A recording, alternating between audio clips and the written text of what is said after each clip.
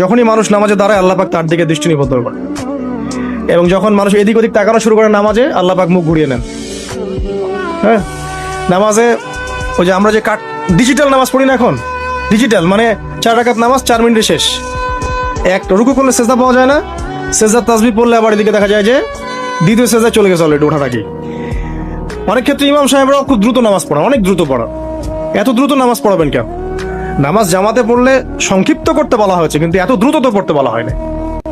এখনো দেখবেন মক্কা মদিনায় গিয়ে নামাজ দেখবেন, মাশাআল্লাহ, নামাজটা তাদের মাশাআল্লাহ এটার প্রশংসা না করলে হক আদায় হবে না। নামাজটা অসাধারণ, ধীর স্থির ভাবে ফজরের নামাজ 20 মিনিট 15 মিনিট 20 মিনিট পড়াচ্ছে নামাজ, রিল্যাক্স। নামাজে দাঁড়ালে চমৎকার তেলাওয়াত হচ্ছে, আপনি ভুলে যাচ্ছেন নিজেকে। তেলাওয়াত হবে চমৎকার, এবং সবচেয়ে ভালো যিনি তেলাওয়াত করতে পারেন তাকে নামাজে দিতে হবে। রিল্যাক্সে নামাজ পড়বে।